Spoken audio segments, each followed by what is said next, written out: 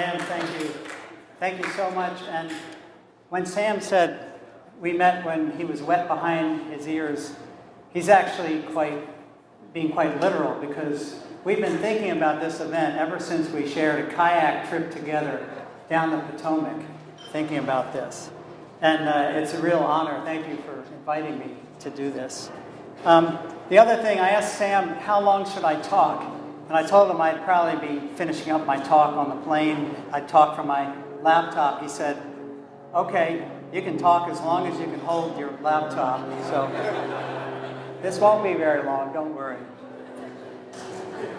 But I do want to say that I really am humbled by this invitation to give opening remarks at this inaugural meeting of Planetary Health. Really, most of you in the room know who the best speaker, if he were alive today, who the best speaker would be for this opening. And of course, that would be Tony McMichael. So I'd like to begin my words, my talk, with some words from Tony McMichael, because they're as accurate today as they were 25 years ago. In his widely acclaimed book, Planetary Overload, that was published in 1993, Professor McMichael begins like this. Homo sapiens has existed for less than 1/10,000th of the Earth's lifespan, and indeed for less than 1,000th of the time since animal life ventured from the oceans onto dry land. Humans are newcomers with no special immunity against the usual fate of biological species on Earth, extinction. Indeed, it is just now becoming conceivable that within several generations, the human species may face threats to its survival because of its disturbance of Earth's life-supporting ecosystems. He continues, our aggregate impact upon the biosphere is about 1 million times greater than in pre-agrarian times.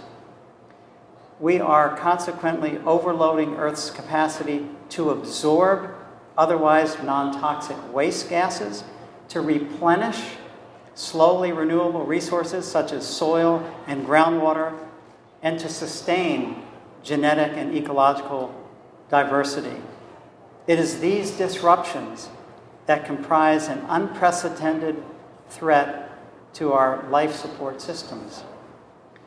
While others have also shared these concerns, I feel that Tony McMichael's insights at the nexus of human health and global systems is really the foundational beginnings of our emerging focus on planetary health. But alas, Tony died 2 years ago and is not here to lead off this momentous occasion to launch Planetary Health. But I think my Wisconsin connections sort of qualify me a little bit to help launch the activities of Planetary Health. Recall the famous Wisconsin naturalist, John Muir, who said, when you pull on any one thing, you find it connected to everything in the universe. And Wisconsin Senator Gaylord Nelson, who was the founder of Earth Day and was a key person to establish the US EPA. But probably the most aligned with Planetary Health was Wisconsin conservationist Aldo Leopold, who is best known for his land ethic, which calls for an ethical, caring relationship between people and nature. Leopold shifted the focus away from the health of individuals or even populations to the land upon which they depend. And he said, look to the land, and if those natural systems providing natural resources are healthy, so too are the dependent organisms. And with Planetary Health, of course, humans are one of the dependent organisms. So what is Planetary Health? According to the Rockefeller Foundation Lancet Commission report, planetary health is the health of human civilizations and the natural systems on which they depend. So indeed, this is perfectly in step with Professor Michael McMichael's teachings. Swedish scientist Johan Rockström has described planetary boundaries from ocean acidification and nitrogen cycles to stratospheric ozone, biodiversity, and more. I won't go into those statistics because most of you in this room know them better than I do. And most of you in the audience are very impressive scientists making these connections. And that's the conference coming up that you'll be speaking in. So I do want to mention a couple of examples, though. Most of you recall the example of the disappearance of the Aral Sea in Uzbekistan. Though very clear in retrospect, it was not so clear as a slow-moving disaster. Briefly, the former Soviet government wanted to become the world's largest cotton producer, and so they diverted 97% of the inflowing water to the Aral Sea to grow this cotton monoculture. The result? Only a quarter of the Aral Sea remains, and the local population suffers from malnutrition. There's no fish. They have anemia, high rates of infant mortality, and women with organochlorine residues in their breast milk. And even though Phil Landrigan knows the answer to this, I'm going to give you a hint that in 1980, 44% of all pesticides used in the former Soviet Union were used in Uzbekistan. Another example stems from our own work in the Amazon, where after controlling for human population densities, we found that the abundance of the mosquito that carries malaria in that region increased as deforestation occurred. So more deforestation, more anopheles,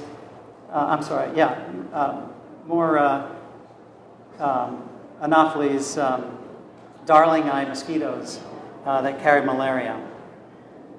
Now I want to give you some breaking news, and I'm going to switch hands for this.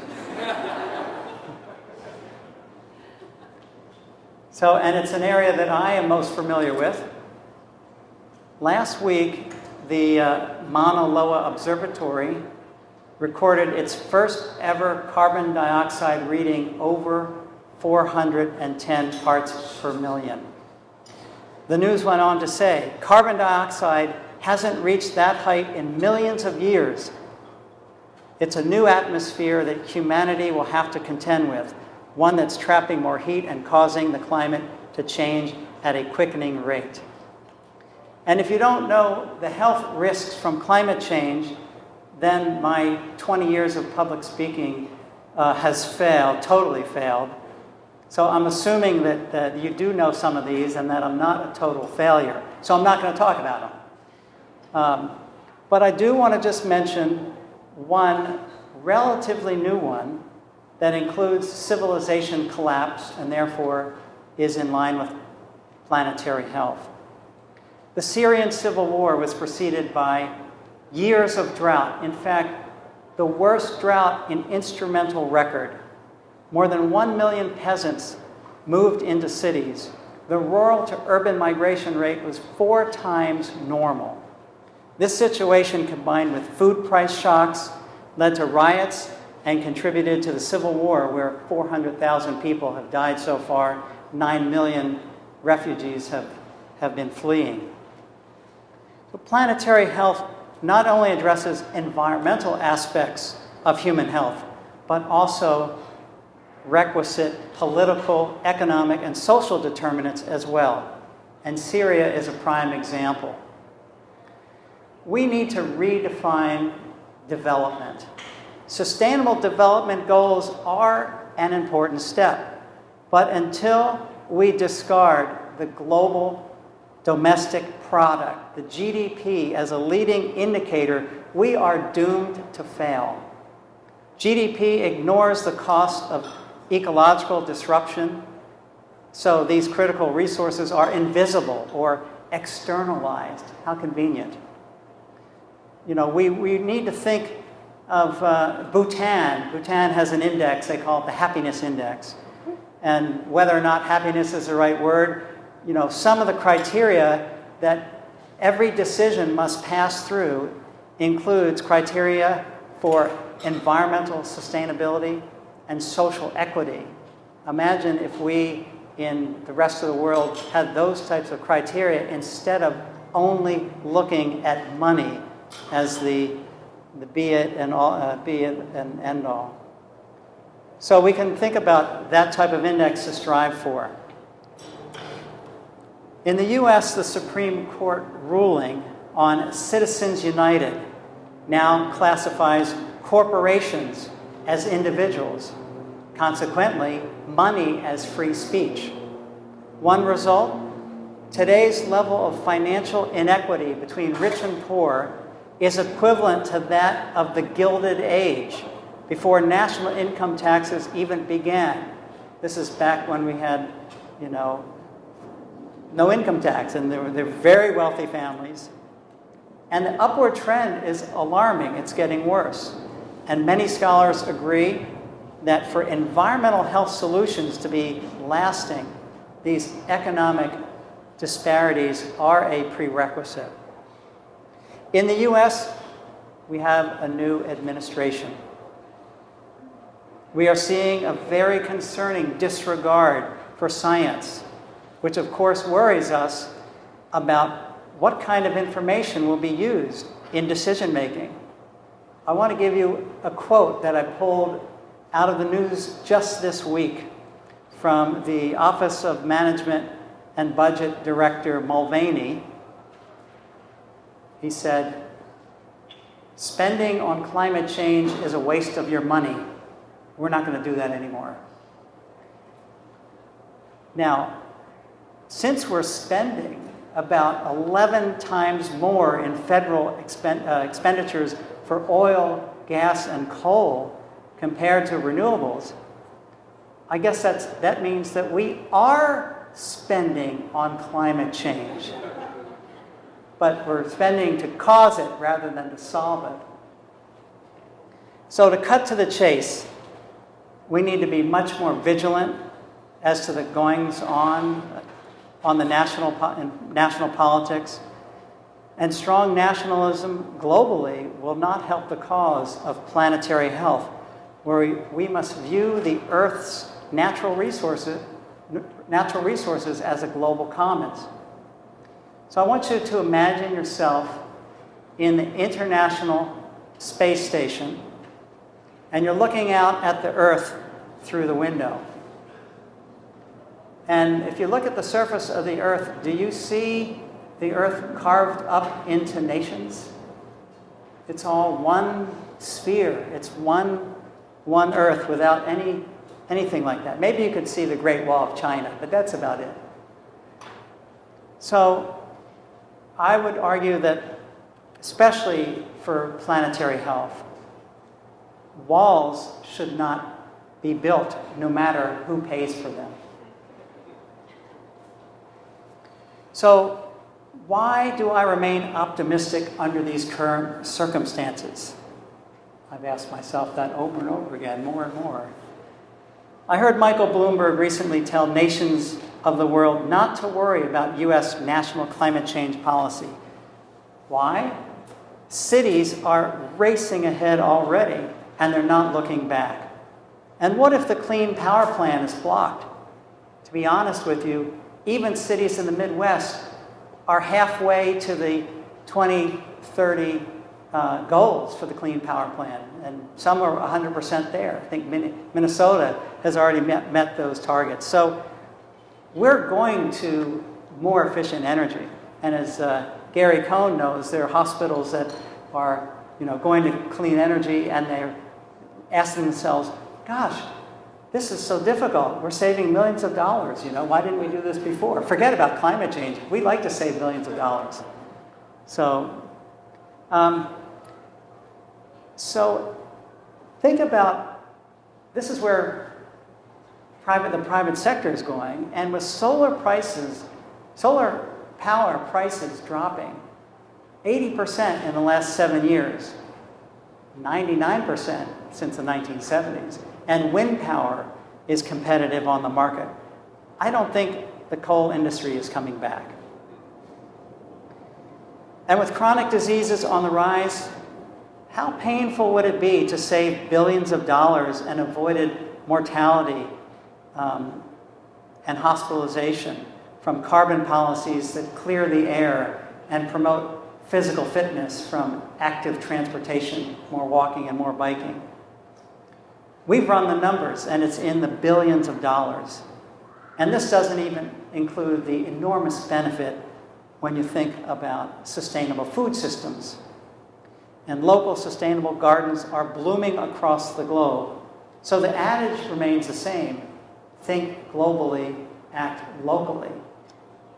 In short, we cannot maintain a healthy existence on a sick planet with regards to ecosystems. Oh, wait, I forgot one thing.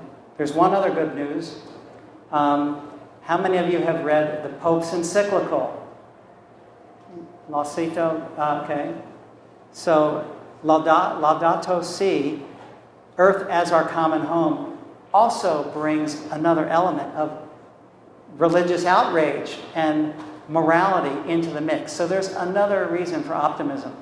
And there have been polls that show that his message actually changed people's minds and they changed attitudes. There have been studies. So we have the Pope on board. So another reason for optimism.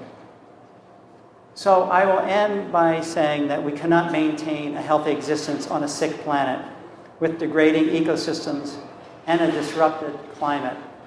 But of course, the planet will remain, but Homo sapiens may not. And I can't help end a talk on planetary health without quoting a famous planetary hero. So don't forget what Gandhi said: be the change you wish to see in the world. So with that, thank you and welcome to Planetary Health.